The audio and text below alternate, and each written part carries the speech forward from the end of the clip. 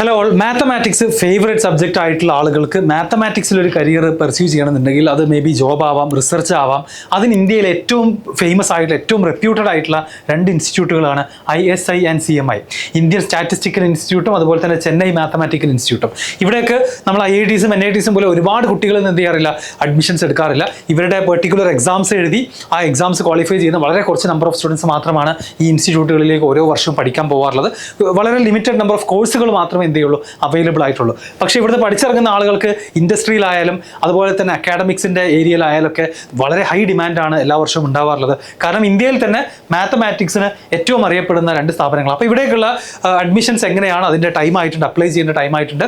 അപ്പോൾ ഇത് especially maths ഇഷ്ടമുള്ള ആളുകൾക്കാണ് ഈ രണ്ട് കോളേജുകളെ കുറിച്ച് അറിഞ്ഞിരിക്കേണ്ടത്.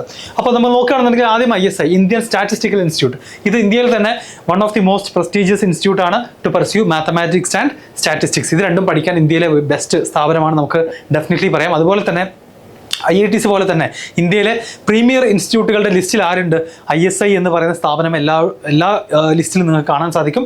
IITs പോലെ തന്നെ മാത്തമാറ്റിക്കൽ സയൻസസിൽ വളരെയധികം ടോപ്പ് പൊസിഷനിൽ നിൽക്കുന്ന കോളേജ് തന്നെയാണ്. ISI offers courses in statistics ഉണ്ട്, കമ്പ്യൂട്ടർ സയൻസിലുണ്ട്, അതുപോലെ തന്നെ എക്കണോമിക്സിലും കോഴ്സുകൾ ഓഫർ ചെയ്യുന്നുണ്ട്. ആൻഡ് ഏറ്റവും വലിയ പ്രത്യേകത, ഓഫർ 0 ട്യൂഷൻ ഫീസ്. ISIയിൽ അഡ്മിഷൻ കിട്ടിക്കഴിഞ്ഞാൽ അഡ്മിഷൻ ആയിട്ട് നമ്മൾ എന്ത് ചെയ്യേണ്ട, ഒരു ഫീസും കൊടുക്കേണ്ടതില്ല for students, along with monthly government stipend 5,000 rupees throughout the course. Fees അങ്ങോട്ട് കൊടുക്കേണ്ടത് മാത്രമല്ല, 5,000 രൂപ സ്റ്റൈപ്പൻഡ് നമുക്ക് ഓരോ മാസവും ഇങ്ങോട്ട് കിട്ടുമെന്നുള്ളതാണ് ISIൻ്റെ ഏറ്റവും വലിയ പ്രത്യേകത. ഇവിടെ ഓഫർ ചെയ്യുന്ന കോഴ്സുകളിൽ പ്രധാനപ്പെട്ടത് ഒന്ന് B മാത്ത് ആണ്, രണ്ടാമത്തത് B സ്റ്റാറ്റ് ആണ്. മാത്തമാറ്റിക്സും സ്റ്റാറ്റിസ്റ്റിക്സുമാണ് മെയിൻലി ഇവിടെ പഠിപ്പിക്കുന്നത്. പ്ലേസ്മെൻറ്റ്സിനെ കുറിച്ച് പറയുകയാണെന്നുണ്ടെങ്കിൽ ISI has excellent placements. ISI graduates are placed in industries like finance, അതുപോലെ തന്നെ ഡേറ്റ സയൻസ്, കൺസൾട്ടിങ്, റിസർച്ച് പോലുള്ള ഫീൽഡുകളിൽ പ്ലേസ്ഡ് ആവാറുണ്ട്. ആൻഡ് ഒരുപാട് ആളുകൾ എന്ത് ചെയ്യുന്നുണ്ട്, ഹയർ സ്റ്റഡീസിനും പോകാറുണ്ട് എന്നുള്ളതാണ് സത്യം. Okay, average package 20 to 25 lakhs per annum and highest package is around 60 lakhs per annum. കഴിഞ്ഞ വർഷത്തെ സ്റ്റാറ്റിസ്റ്റിക്സ് ആണ്.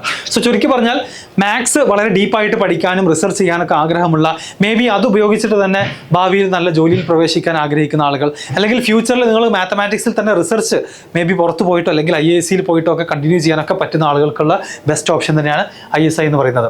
ഇവിടേക്കുള്ള എൻട്രൻസ് എക്സാം അവർ തന്നെ കണ്ടക്ട് ചെയ്യുന്ന എക്സാമാണ്, അതിലൂടെ മാത്രമാണ് admissions. Exam is offline and conducted in 2 papers. Paper 1 has single correct questions, MCQ type questions ആണ്, negative marking ഇല്ല. And for every unattempted question +1 mark is awarded and +4 marks awarded for every right answer. വളരെ different ആയിട്ടുള്ള marking സ്കീമാണ്. ശരിയായി കഴിഞ്ഞാൽ ഈ MCQs ശരിയായി കഴിഞ്ഞാൽ 4 മാർക്കും, തെറ്റിക്കഴിഞ്ഞാൽ 0 മാർക്കാണ്. എന്നാൽ നമ്മൾ ലീവ് ചെയ്ത് കഴിഞ്ഞാൽ അൺഅറ്റംപ്റ്റഡ് ആണെന്നുണ്ടെങ്കിൽ +1 മാർക്കും കിട്ടും. അപ്പോൾ ഏറെക്കുറെ നോക്കുകയാണെന്നുണ്ടെങ്കിൽ നമുക്കറിയാം, സാധാരണ എക്സാമുകളിൽ തെറ്റിക്കഴിഞ്ഞാൽ -1ഉം അൺഅറ്റംപ്റ്റഡിന് 0 ആണ്. ആ ഡിഫറൻസ് 1 ആണ്. ഇവിടെയും അങ്ങനെ തന്നെ ആ ഡിഫറൻസ് എന്ത് തന്നെയാണ്, 1 ആണ്. സോ 0 +1 +4 ആണ് മാർക്കിംഗ് സ്കീം എന്നുള്ളത് ഓർക്കുക. To appear paper 2 candidate must have required cut off mark in paper 1. Paper 1 qualify ചെയ്താലേ പേപ്പർ 2 എത്താൻ പറ്റൂ. പേപ്പർ 2 സബ്ജക്റ്റീവ് പേപ്പർ ആണ്. 8 questions of 10 marks each. അതാണ് അതിൻ്റെ പാറ്റേൺ എന്ന് പറയുന്നത്. സബ്ജക്റ്റീവ് ആയിട്ടുള്ള ടെസ്റ്റാണ് രണ്ടാമത്തത്. Cut off for paper 1 is 50 to 55.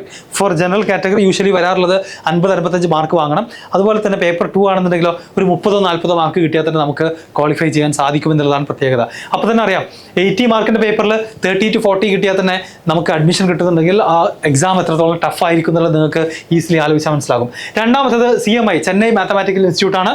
ഇതും ഇന്ത്യയിൽ തന്നെ അറിയപ്പെടുന്ന one of the India's leading institutions for mathematics, computer science and physics. ഇവിടെ ഫിസിക്സിലെ ഒരു പ്രോഗ്രാം കൂടെ എന്ത് ചെയ്യുന്നുണ്ട്, ഓഫർ ചെയ്യുന്നുണ്ട്. It is known for its strong academic foundation and research focused curriculum. CMI students are highly sought after in both industry and academia with excellent placement and higher studies opportunities.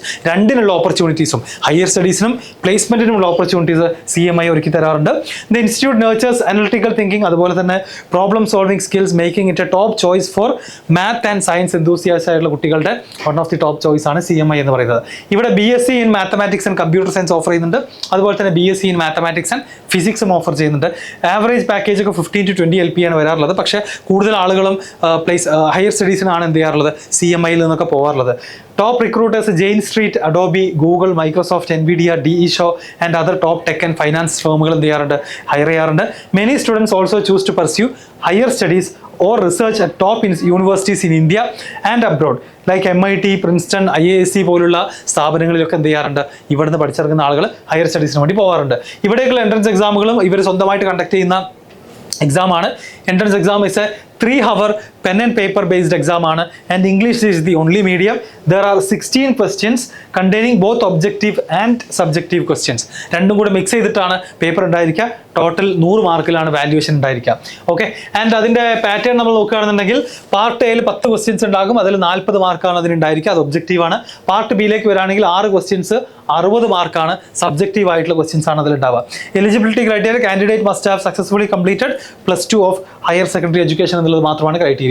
ISI versus CMI versus IIT നമ്മളത് compare ചെയ്യുകയാണെന്നുണ്ടെങ്കിൽ ISIയിൽ നമുക്കറിയാം objective questions ഉണ്ട്, അതുപോലെ തന്നെ സബ്ജക്റ്റീവും വരുന്നുണ്ട് paper 2-ൽ. CMIയിലാണെന്നുണ്ടെങ്കിൽ same പേപ്പറിൽ തന്നെ രണ്ടും കൂടെ മിക്സ് ചെയ്തിട്ടുള്ള ഒരു 3 hour ഒരു സിംഗിൾ എക്സാം ആണ്. JEയിലാണെന്നുണ്ടെങ്കിൽ നമുക്കറിയാം അത് കുറച്ചുകൂടെ സ്പീഡും ആക്യുറസിയും അതുപോലെ തന്നെ എബിലിറ്റി ടു അപ്ലൈ ഫോർമുലാസ് ആണ് ശരിക്കും പറഞ്ഞാൽ JEയിലൊക്കെ ടെസ്റ്റ് ചെയ്യുന്നത്. അതുപോലെ ഒരു പാറ്റേൺ റെക്കഗ്നീഷൻ ആണ് ശരിക്കും അവിടെ ടെസ്റ്റ് ചെയ്യപ്പെടുന്നത്.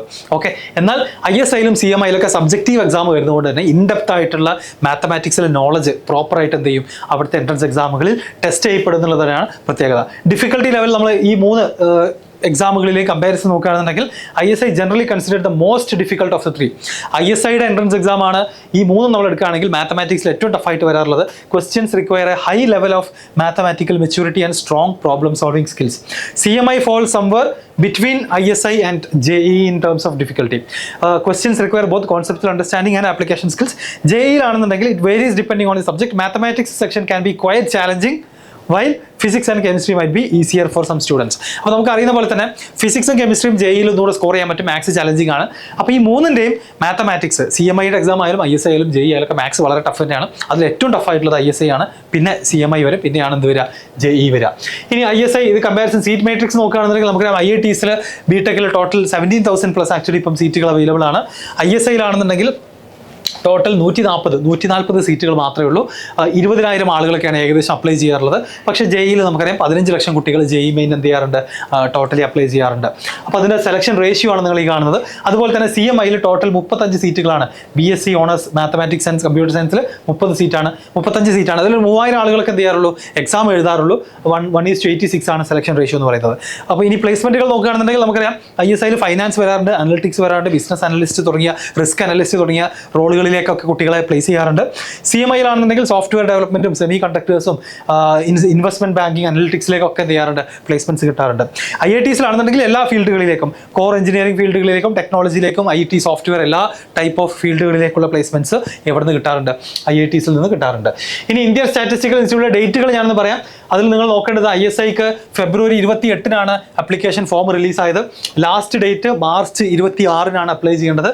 അതുപോലെ തന്നെ ISI application form release of ISI application for BSDSനുള്ള അപ്ലിക്കേഷൻ ഫോം എന്ത് വരും, അത് സെപ്പറേറ്റ് കോഴ്സാണ്. അത് ഏപ്രിൽ 4-നാണ് റിലീസ് ആവുക.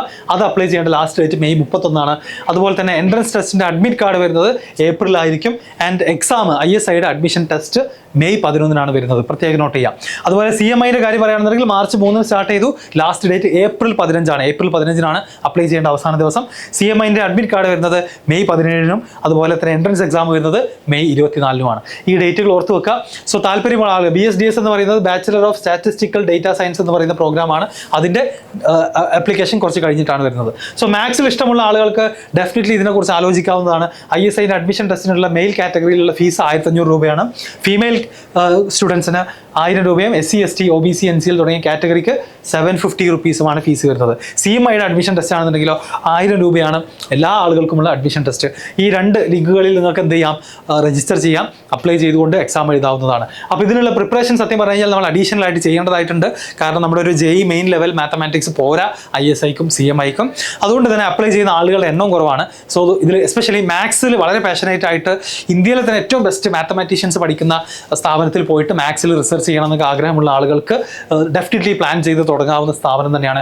എസ്പെഷ്യലി ഇപ്പോൾ 10th ഒക്കെ കംപ്ലീറ്റ് ചെയ്യുന്ന കുട്ടികൾക്ക് ആഫ്റ്റർ 2 ഇയേഴ്സ് നിങ്ങളുടെ മനസ്സിൽ ISI CMI പോലുള്ള ഇൻസ്റ്റിറ്റ്യൂട്ട്സും നിങ്ങളുടെ മനസ്സിൽ ഉണ്ടായി കഴിഞ്ഞാൽ വളരെ നല്ല എക്സ്പോഷർ കിട്ടുന്ന ഒരു മാത്തമാറ്റിക്കൽ റിസർച്ച് ഇൻസ്റ്റിറ്റ്യൂട്ടിൽ നിങ്ങൾക്ക് ജോയിൻ ചെയ്യാൻ സാധിക്കും. ഓക്കെ, കൂടുതൽ സംശയങ്ങളുള്ള ആളുകൾ കമൻറ്റിൽ ചോദിക്കുക, നമ്മൾ റിപ്ലൈ തരുന്നതാണ്. Okay, thank you.